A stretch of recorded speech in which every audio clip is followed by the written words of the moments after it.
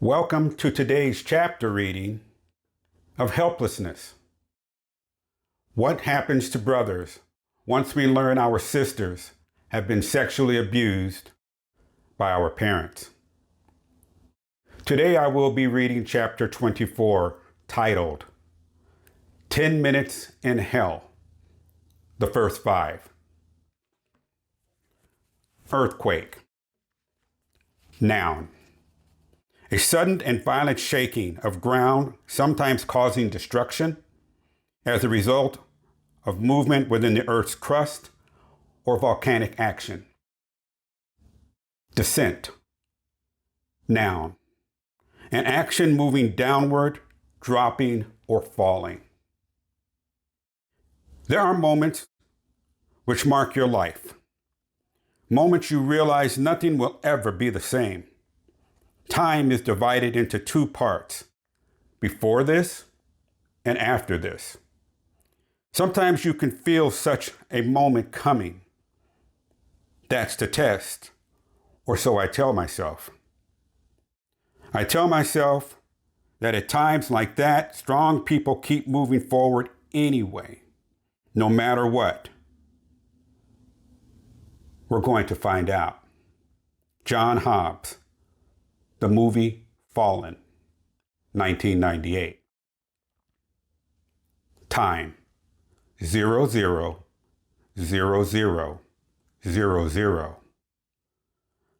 Uncharacteristically, the woman's posture was stoic, apathetic, indifferent.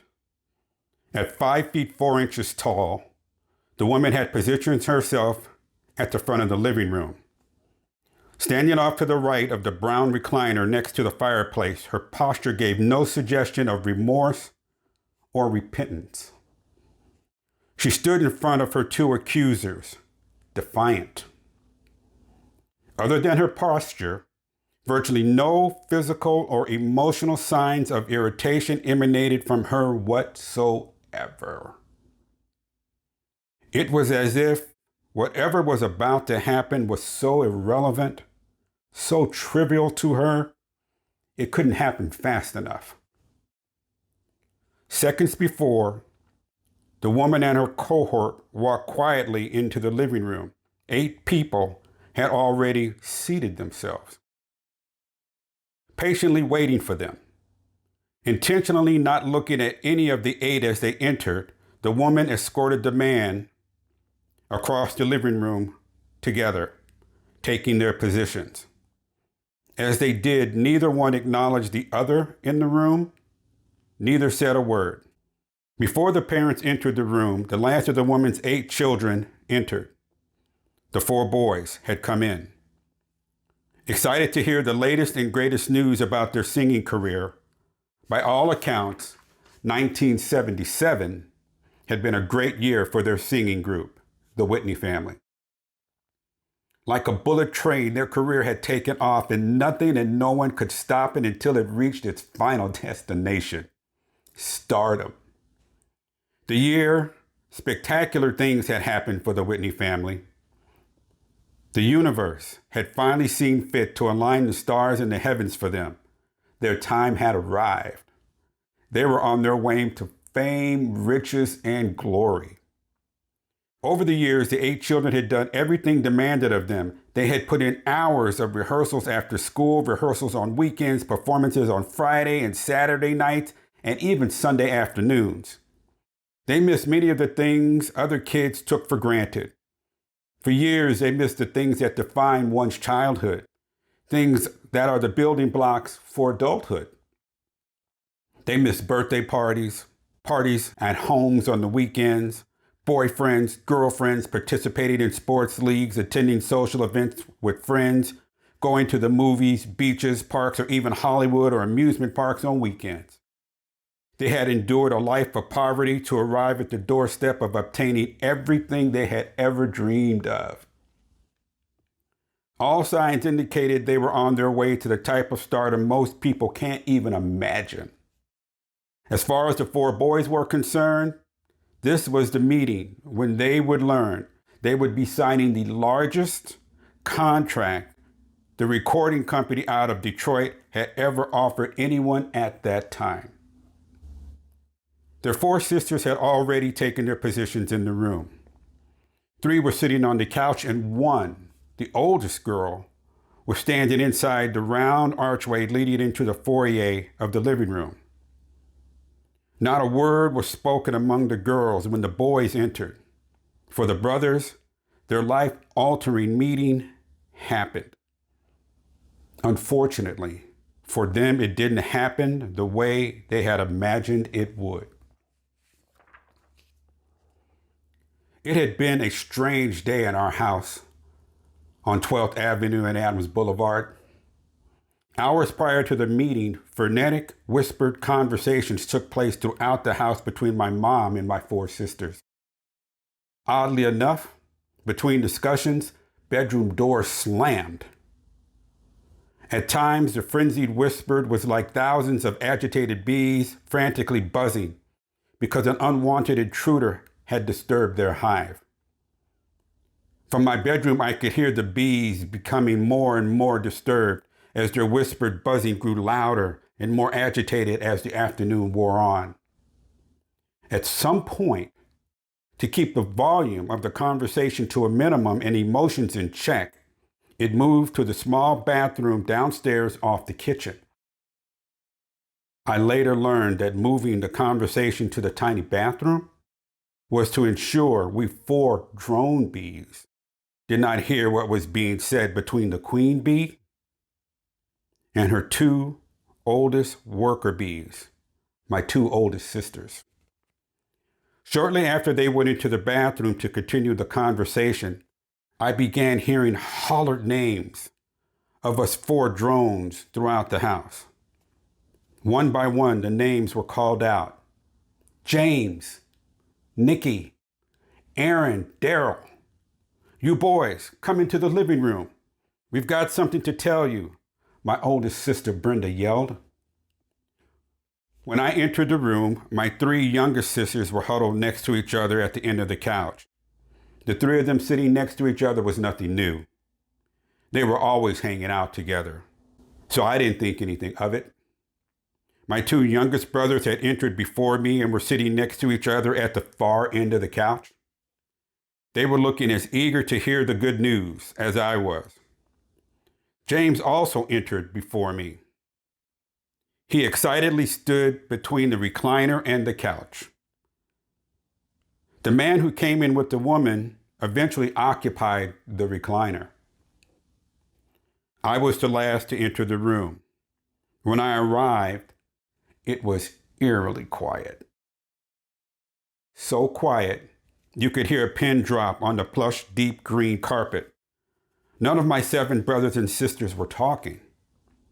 And yet, unmistakably, tension was coming from my 4 sisters. Their body language spoke loud and clear. The body language and volume was particularly loud from Brenda, who began pacing back and forth throughout the archway once I entered the room. Unlike the 3 baby girls, her tension bordering on righteous anger was palpable. It was so thick, one would need a chainsaw to cut through it.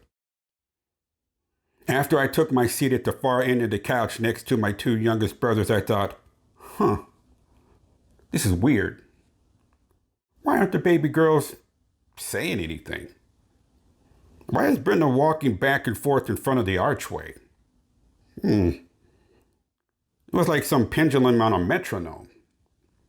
Back and forth, tick, tick, tick.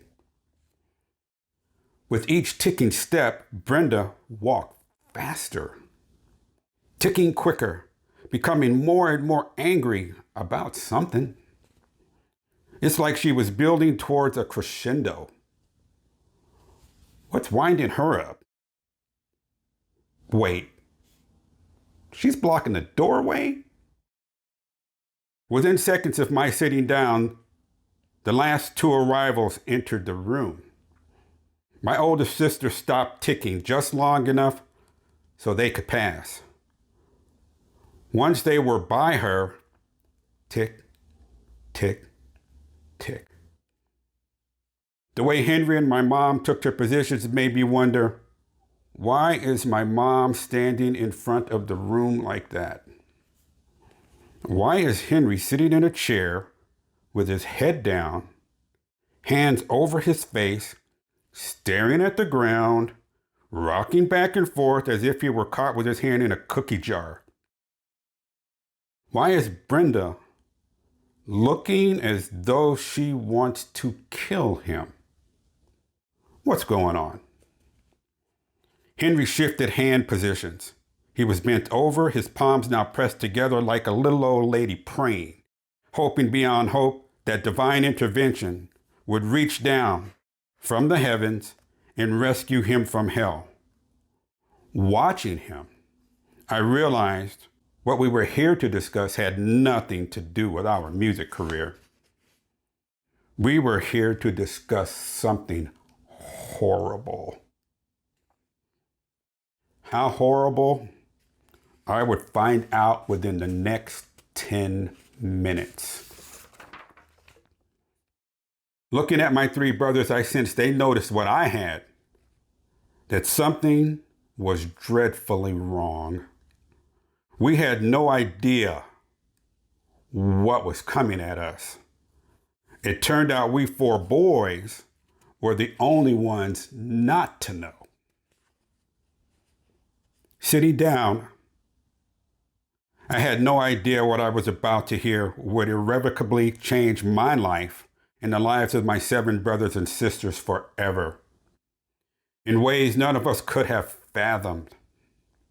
Unlike my mom, my stepfather, and my 4 sisters, who knew what secret was about to be exposed, none of us 4 boys knew that the love we shared as a family, our ultimate strength against troubled waters, the sacred contract between parents and their child, which protected us and kept us safe, was about to be obliterated in less time it took to cook a pot of grits. How does a child prepare for his family to be destroyed in minutes without 1 ounce of warning? If it is nearly impossible for a mature adult, how are children supposed to handle it? If most adults crumble under the enormous strain of their families falling apart, how were 8 kids supposed to handle it? Up until that day, my family had been the inner strength I had depended on for 17 years, simply because we had endured sticking together. Through the good, the bad, and the awful, we always had each other. Oh, sure, we goaded each other, constantly provoked and teased each other mercilessly at times. What family with more than 1 child doesn't? To our family and friends, our strength was a force of nature. It was invincible, impenetrable, even stubborn to a fault at times. It was esteemed by friends and extended family. It was indomitable. To survive growing up in our family under the severe conditions we had and become singing stars had made us tough. We felt prepared for the harsh realities of the world outside of our home. Nothing and no one could break us apart. James and I would say to each other often, if we can survive our family, no one outside our family has a chance of breaking us apart. We believed that with all our hearts. Turns out we were right. No one outside the family could break us apart. Inside the family, that was a different matter altogether. We 8 kids had been sure that our family's love, which we experienced over and over through multiple evictions, living in 21 homes, being homeless 3 times, having to be split up for months in separate homes, running from Portland to Los Angeles while my dad murderously hunted our mother, had proved that our love for each other was indestructible. Together, We kids had withstood times with little or nothing to eat. Surviving a Portland winter huddled together in the kitchen around the only source of heat in the house, the stove. We did that for weeks. We had survived scrounging through neighborhoods looking for bottles to turn in for cash, running out of food stamps, standing in government food lines, living in roach and rodent-infested homes. We survived our home being stolen from us at gunpoint by the Black Panthers. Together, we 8 children had gone through dark, turbulent waters. We had indeed proven to each other we could survive anything if we stick together. Each of us felt we could survive those times. Nothing the world threw at us would break us apart because the world didn't have what we had. We had each other. We probably believed we were strong enough to stop the wind if it came to that. We were tough. We were battle-tested. We were warriors. We were survivors. When I walked out of the bedroom that afternoon, everything I knew and believed about my family was about to be shattered into pieces by my evil stepfather, Henry, and the woman who empowered him, my mother. I was about to watch my world turn to ash. I was about to hear the ultimate act of betrayal of children by 2 people who had promised to protect us. These people, who should have laid down their lives for us, had chosen to take advantage of 2 innocent little girls, repeatedly committing crimes so heinous I only heard about stuff like that in the news. For 4 brothers, the parent-child contract was about to become null and void. For my 2 oldest sisters, that contract had become invalid years ago. 4 unsuspecting brothers were about to be thrust headfirst into the pitch-black chasm, a bottomless pit joining their sisters who had taken up residence there years ago. They had nothing and no one to hold on to. They were about to be guests of horror at a house party thrown by the messenger of misery. Before the 10 minutes wound down, we 4 boys would be body slammed with information that had the destructive power of a rampaging rhino. And there was nothing, absolutely nothing, any of us 4 brothers could do to avoid it. Time, 1 minute. Finally, after taking a deep breath, my mother spoke. I have something to tell you boys. She paused to look at our faces. Looking at her, I noticed no hint of emotion. Her voice was flat, monotone. It was not at all like her typical speaking voice. Usually when my mother spoke, her voice was energetic, animated by passion. Her body always full of movement, hand gestures. In that regard, her children are like her. But today, she showed none of her trademark passion or movement. Her voice was matter of fact and just downright cold. As if she were saying, let me get this bullshit over so I can get on with my life.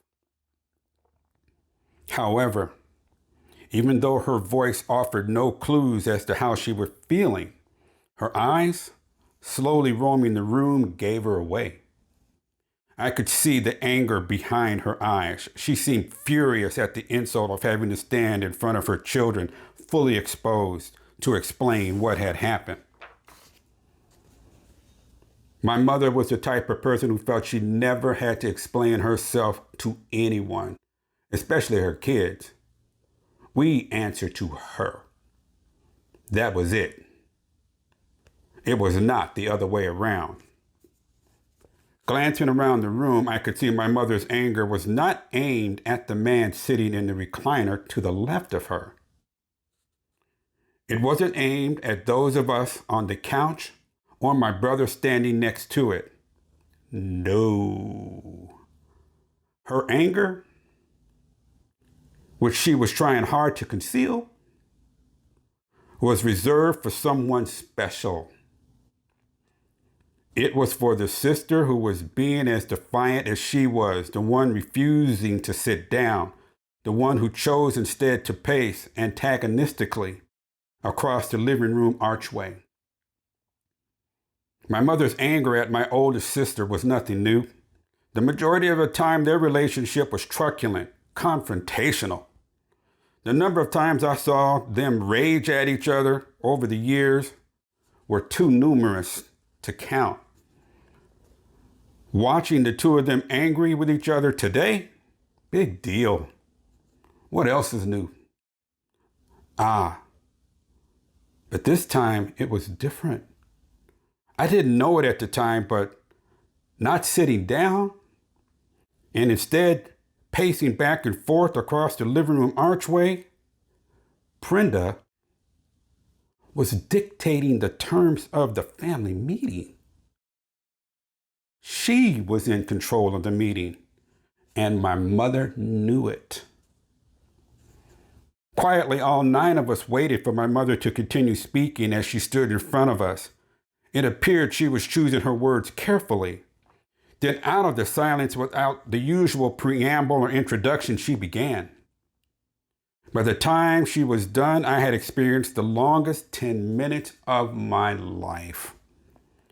10 minutes in hell. 10 minutes that broke what could not be broken. My mother, still standing in the same stoic, defiant stance, barely raising her voice above a whisper, slowly and methodically said, "Boys, the girls already know what I'm about to say." She paused for a few seconds and then dropped the bomb, and my world broke. Baby has been molesting, and it has been going on for years. In the shocked silence that ultimately followed my mother's words, I am sure she said more, but I only caught a few words here and there. My mind was silently racing too fast. No way could I have heard what I thought I heard. It can't be true. My mind sped out of control. It was somehow locked between a few meaningless, impossible words. Baby has been molesting. I tried to put the words together in sentences that made sense, but it wasn't working. I was overwhelmed. What? What did she say? He did what? I don't understand. I wasn't fully grasping what she said. My comprehension was incredibly slow on the uptake. Surely I had misunderstood her. Her words were incomprehensible. Then she said, again, I caught a few more words as they flew by. Taken. Who did she say? More than once. How many? Liquor store. Did she say store? Did she say store? What store? Molested her too. My second oldest sister too? Advantage of. How many years? What?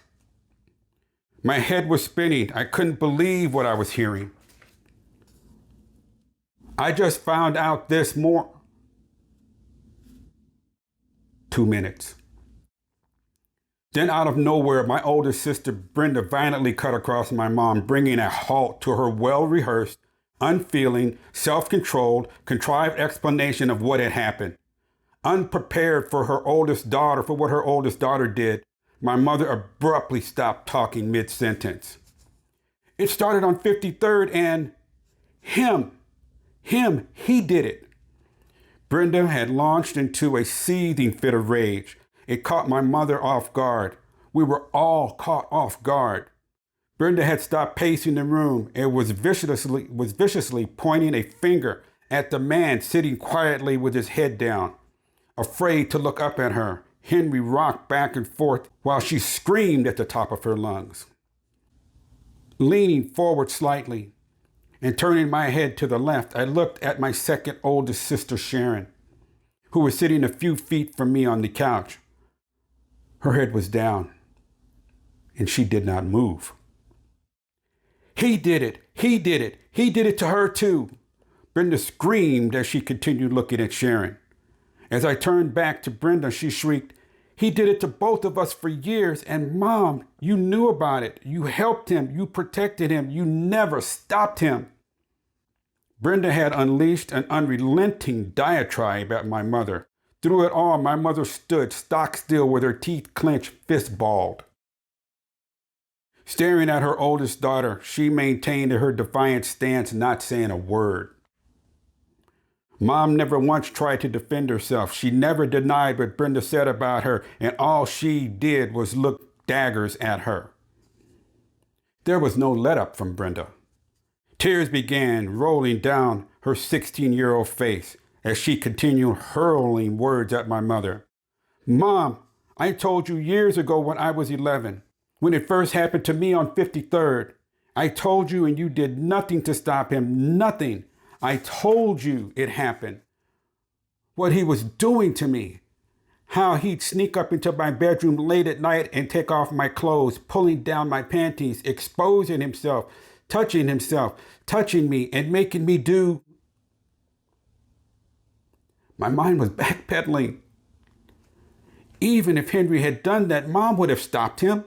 She would never knowingly let him do that to her daughter. She had run from our father to save herself and her kids. She would have run from Henry too, to save her children. What Brenda is saying can't be true. None of it's true. It just can't be. As I sat, lost and confused, I sank lower and lower into the couch. All I could do was listen. I was in shock at what my sister was saying. I was going numb. All of us boys were. But as shocked as I was at what my sister was saying, nothing could explain my mother's behavior. She did nothing. She said nothing, absolutely nothing. She maintained her motionless stance and her look of revulsion toward my sister as she absorbed the compounding assault of unanswered accusations coming at her. Mom did not attempt once to defend Henry, which meant beyond a shadow of a doubt, he was guilty. But what was stunning to me was she didn't attempt to defend herself either. Not 1 ounce of pushback. She didn't say, "Honey, I did talk to him. I tried to get him to stop." Her silence only meant one thing. She knew every word Brenda spoke was true. My mom was guilty of it all. "Mom, I pleaded and pleaded for you to help me. For months, I begged and begged. Please make him stop coming into my room. But instead of protecting your own daughter, you protected him." Brenda again pointed at Sharon. "When the two of us came and told you he was molesting her too, making her do the same thing he did to me, you did nothing." Imagine for a second, 8 children, ages 10 to 18 years old, on the verge of music fame, hearing what we were being told and how we heard it. The scene unfolded over those long, fierce 10 minutes as if something out of a Hollywood movie. It was surreal. My defiant mother standing in front of the room, trying her damnedest to remain calm under the vicious and damning accusations from my sister, Henry, the child molester, a coward, sitting in the recliner, saying not a word, rocking back and forth, feigning remorse. My 3 younger sisters sitting on the couch, scared. My 2 youngest brothers and I lost and confused, watching in horror the scene playing out in front of us. We were drowning under the weight of revelations washing over us, sucking us down. Unbeknownst to anyone in the room, James, the oldest of us 8 children, is already taking it all in and trying to figure out a way to save the situation that could never be saved. It was 1977, 11 years after Goen Avenue in Portland. It was happening all over again. But this time, James thinks he will be successful. He will not be caught. He's going to save the family this time. As I listened and watched my mother and sister, it was as if the ground beneath the couch began to vibrate and roar. And it isn't the clink, clink, clink of Vic's Formula 44 making the thunderous sounds. A massive 8.0 earthquake had struck the house and is tearing us apart. Everything about my family that I believed in began falling and breaking. My heart is racing uncontrollably. My breathing becomes shallow, and I begin doing that tiny head trembling thing, like this, that people do when things become super tense super fast. What I hear did not add up. How could it? Our family is perfect, the perfect Black family. Everyone knows and agrees. Earlier this year, we were in Right On magazine twice. Once on the cover, we were on the Burt Sugarman hit TV show, The Midnight Special. We shared the stage with music legends Glenn Campbell, James Taylor, Anne Murray, Rufus featuring Shaka Khan. Earlier that year, on June 11th, we made Billboard magazine's Top 100 with our United Artists album, The Whitney Family Airways. And we had made Billboard magazine's top singles with our United artist, Let Me Be Your Woman.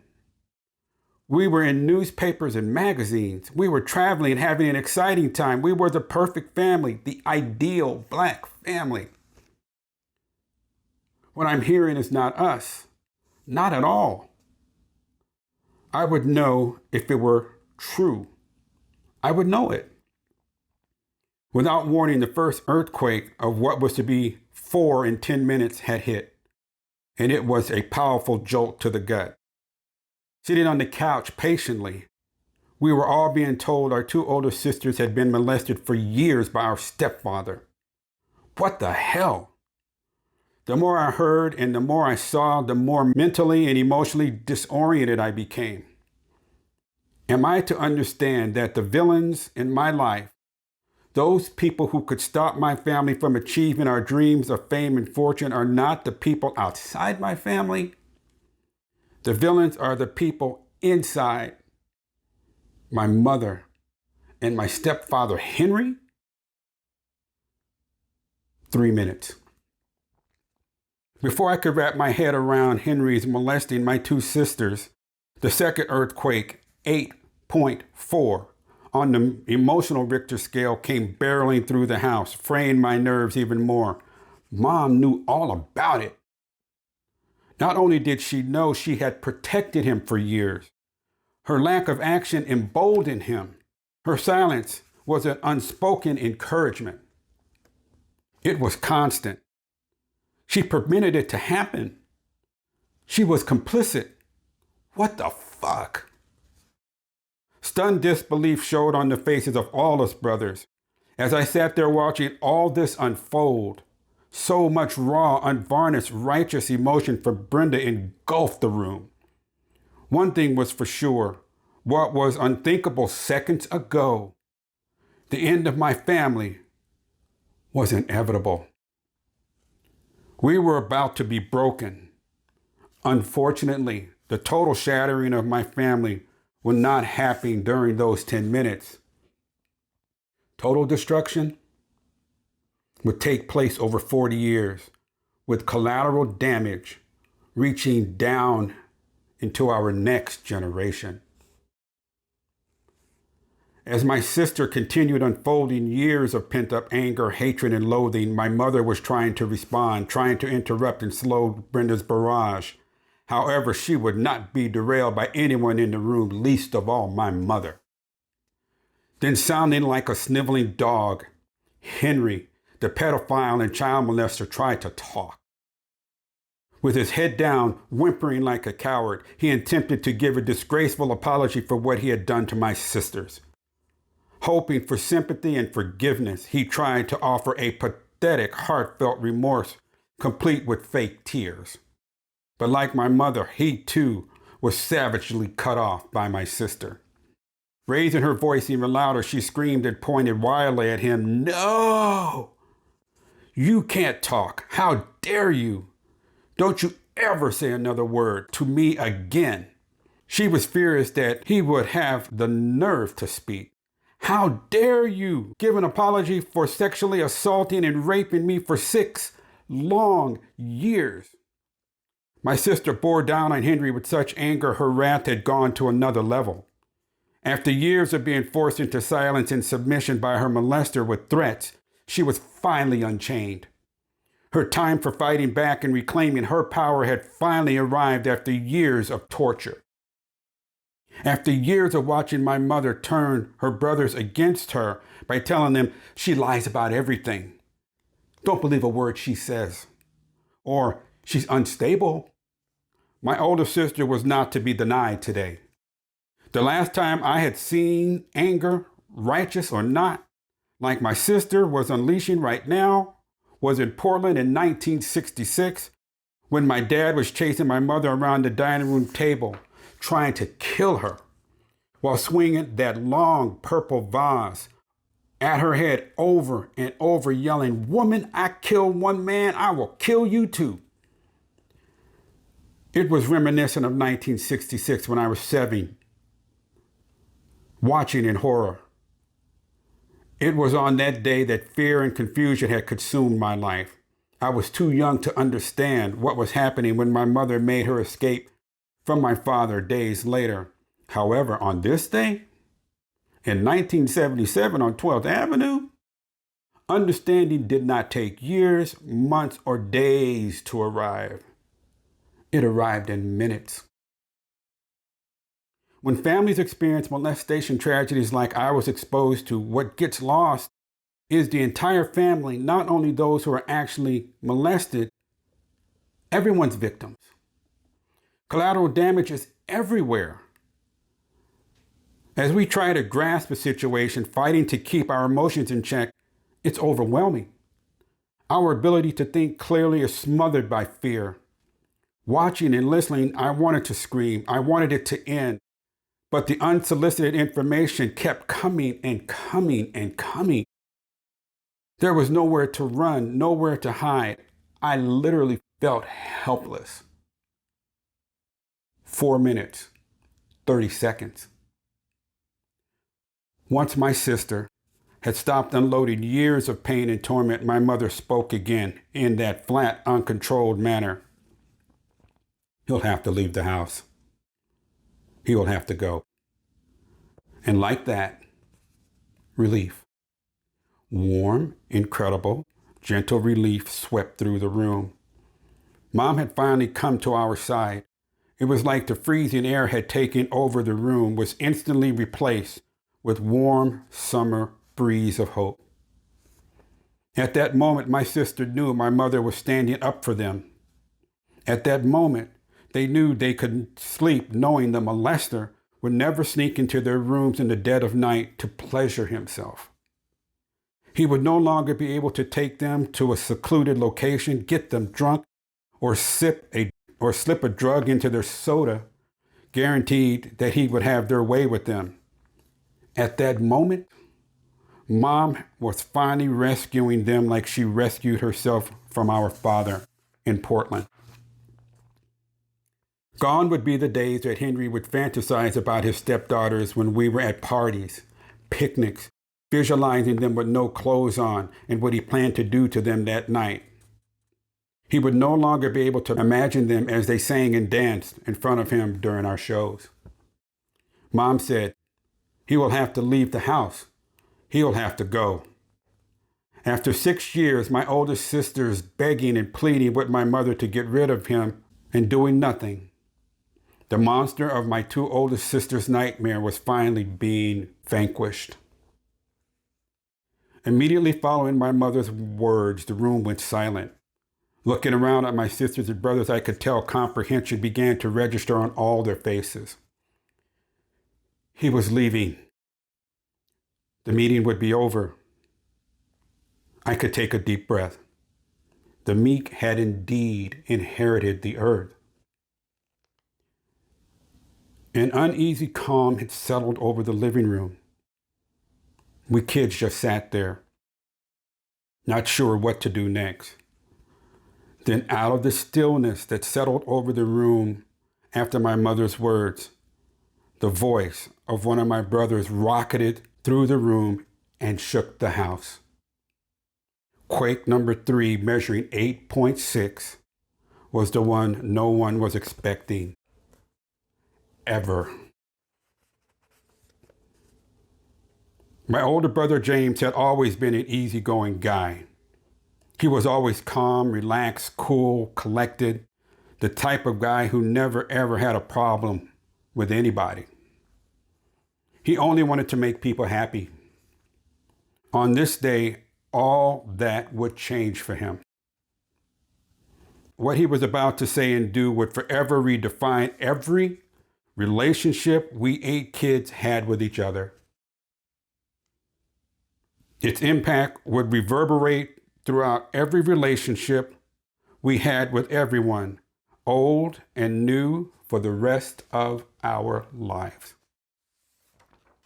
After my mother said Henry had to go, we were all like, yeah, no question about it. He has to go, and he has to go now. Sitting there, I knew there were still plenty of issues to sort out. However, we were going to be okay. The meeting was over. My breathing began to return to its normal inhale, exhale.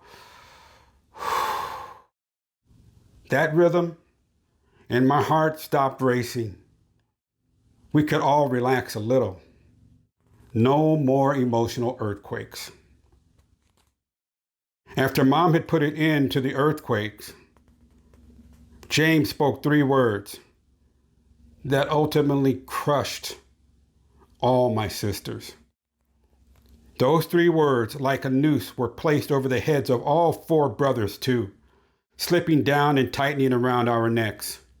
With one swift pull, all 4 brothers were lynched and hanging, dangling in the wind with no explanation for 40 years.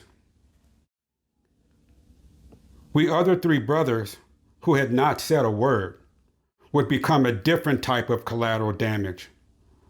We would become damage due to proximity. Not because we were close to our oldest brother at the opposite ends of the couch from our sisters. It was worse than that. We 3 brothers were collateral damage due to the juxtaposition of gender. It would be simply because we were brothers.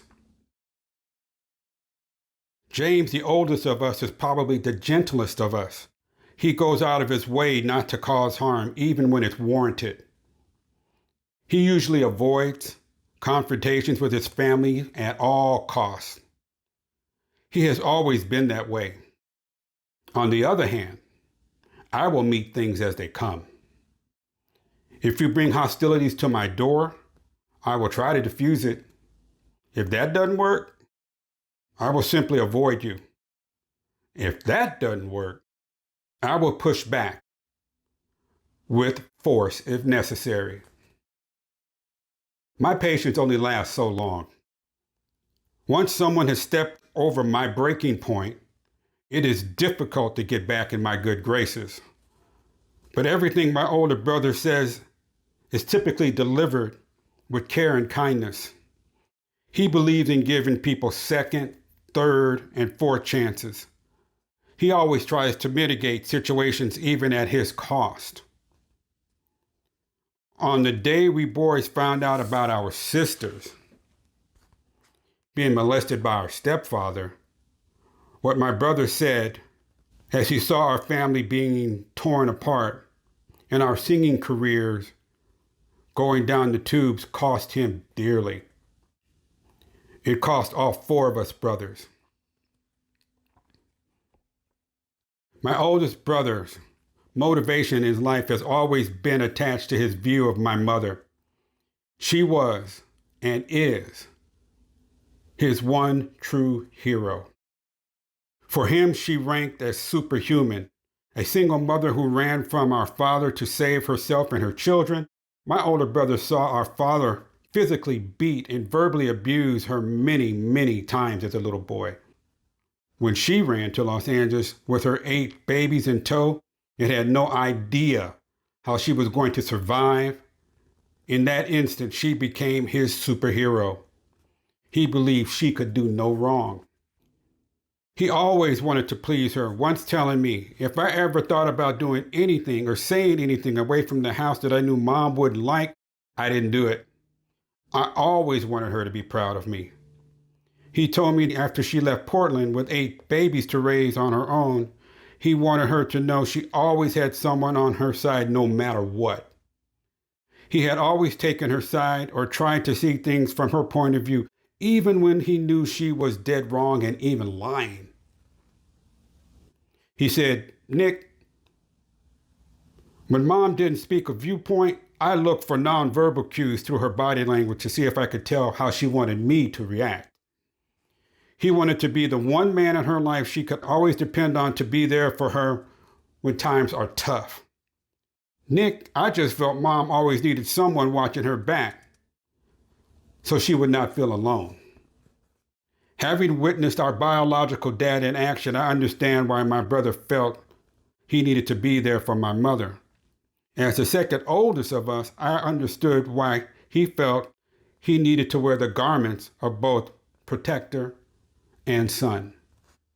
On the other hand, I wasn't willing to give my mother unfettered reign. I had already seen what harm parents do when we lived in Portland. I had heard from multiple sources, including directly from both grandparents, what my mother was like when she lived in Portland. I personally witnessed her doing things she should not have been doing with other men when my dad was not around. Unlike my brother, I was not willing to give her such a wide berth that it would be impossible to close. In many ways, my older brother admired Henry the same way he admired my mother. Henry was also a hero for him. Not to the degree of my mother, but he was damn close. Because many people who didn't know he was not our biological father believed Henry to be that, especially when he wore his wig. My brother had the father figure he was forced to leave behind when we fled Portland. He finally had a man that lived up to his ideal of what a father should be. Big, strong, handsome, jovial, not a man who would beat our mother. He was a man many people said my older brother looked like. I believe Henry also came to represent something my brother longed for, an older brother. Henry came to replace the other half-brother, Ron, when we left Portland, someone he could learn from and tag along with. Henry was someone my older brother could share locker room jokes with. Henry told my older brother about girls and provided him with essential background reading and research material to study, the stuff a father or an older brother would do. These things Henry never did for me. However, because he did those things for my older brother, I believe Henry freed James from the burdensome task of being my mother's protector as young as he was. Until Henry came along, my older brother felt that was his responsibility. My older brother felt strongly that if Henry was willing to leave Michigan and take on a single mother and her 8 kids with no real income or bright future, out of the goodness of his heart, he must be an honorable man. So my brother protected Henry too. My mother and Henry were acutely aware of his protectiveness, and it is my sense that they used his kindness as a weakness to exploit to their advantage. This is where my brother and I differ significantly. It was no secret in our family that I never liked Henry. From day one, when he walked into our house in Gardena in California, something seemed off about him. I could not figure out what it was at the time. I never looked at him or Mom, for that matter, the way my brother did. After a few years of being around us, I believe he feared what I might grow up to be, the one boy of the four who would eventually challenge him. He never once tried to buddy up to me like he did my older brother.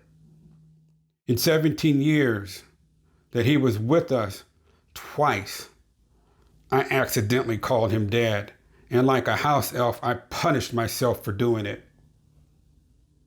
But Mom had said the words we needed to hear. She said the right thing about Henry's future with us. He was leaving. 4 minutes, 59 seconds.